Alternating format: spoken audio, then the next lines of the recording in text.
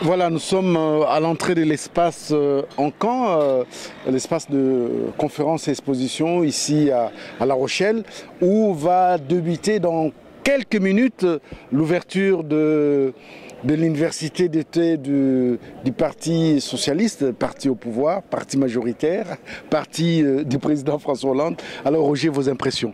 Mes impressions d'ailleurs, on voit à l'entrée de l'espace Encan, nous avons aussi, vous savez, quand il y a de tels événements, il y a aussi des manifestations pour faire passer d'autres revendications. Alors ici, on voit le drapeau de la Palestine, on voit également la paix dans le monde, on voit la révolution, on voit les membres de Cheminade qui sont là.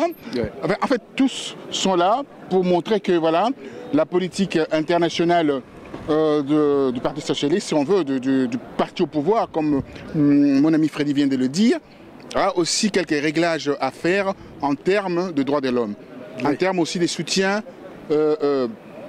à ce qui se passe au peuple martyrisé. Voilà, peuple martyrisé, ce qui se passe dans le proche Moyen-Orient. Alors la crise palestinienne, c'est une crise où les gens, on a vu à la gare, manifester avec des calicots, des drapeaux, des drapelets, avec de banderoles pour exprimer leur désapprobation par rapport au discours officiel de la France. Voilà, il y a tout le monde ici. On est en train de commencer dans une demi-heure l'ouverture de cette université d'été avec Kamadelis qui est le nouveau secrétaire général du Parti socialiste. Oui, il faut dire aussi que, remarquez que les gens qui manifestent, ils ne sont pas bastonnés, ils ne sont pas embarqués par la police, ils manifestent librement leurs opinions sans qu'ils soient tapés dessus ou qu'on les embarque comme de malfrats. Donc dans un pays démocratique, on peut quand même dire son opinion sans toutefois être tabassé parce qu'on doit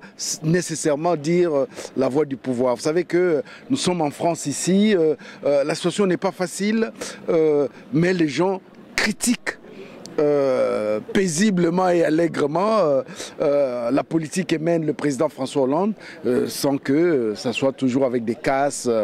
Alors ce qui se passe ici, ça doit nous inspirer à dire aussi que au Congo démocratique, les gens ont le droit de manifester sans qu'on leur tape dessus, sans que l'ANER les amène directement à la prison de Makala, parce que c'est ça la liberté d'expression qui va de pair avec la démocratie. On ne peut pas dire qu'un pays est démocratique parce que c'est sur son appellation. Et la démocratie, c'est vu au quotidien.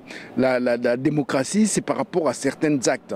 Et donc, on ne peut pas accepter aujourd'hui que les Congolais ne puissent même pas avoir le droit de manifester alors que ce droit est constitutionnel. C'est inacceptable et inadmissible. On voit ici, tout le monde n'est pas d'accord avec la politique de François Hollande, mais ils ne sont pas embarqués. Voilà, ils ne sont pas embarqués. Je voulais aussi, à travers les commentaires de mon confrère Freddy Moulongo, vous montrer quelque chose qui se passe derrière nous. Vous voyez, il y a 4 policiers en civil ici qui montrent que voilà, donc il y a des manifestations qui sont de manifestants qui sont de l'autre côté. Et ici, là, ils sont là, ils ne bronchent pas, ils ne bastonnent pas, ils sont dans l'observation et dans l'expectative. Donc ça montre que on a droit de manifester, on a droit également de dire son opposition par rapport à la politique menée par le gouvernement. Alors quand on voit l'université d'été du Parti socialiste, par définition on peut dire que voilà, il y a aussi le pouvoir qui est ici. Voilà Freddy, ce qu'on peut dire. Voilà les drapeaux qui flottent ici, c'est les drapeaux de la Palestine qu'on voit ici. Alors un mot par rapport à la Palestine. Bon, par rapport à la Palestine, il y a plus de 2000 quand même morts, c'est très difficile. Moi je crois que les Nations Unies doivent tout faire pour que la paix y revienne.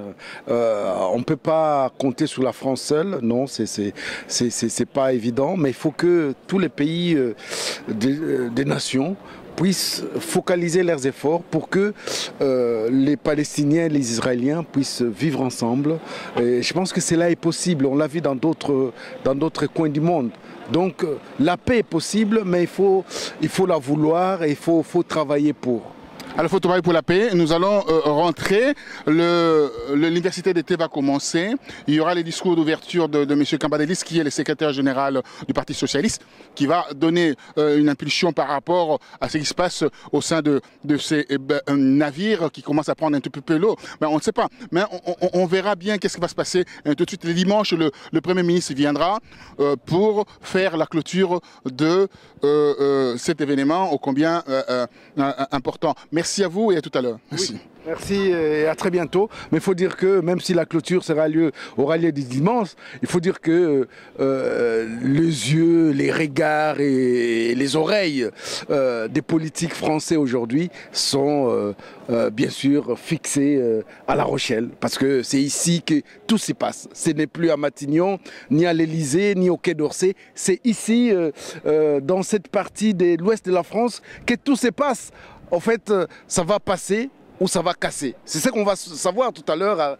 Par rapport aux frontistes. Par rapport aux frondeurs, du Parti socialiste. Est-ce qu'ils auront la majorité? Est-ce qu'ils vont rallier d'autres personnalités avec eux? Ça, on ne sait pas. On verra comment ça va se passer. Mais c'est qu'il y a une chose, c'est que les gens ne vont pas se taper dessus. Ils vont parler, même s'ils ne sont pas d'accord, sans que ça soit avec effusion de sang ou avec les verres qui volent et tout ça. Voilà.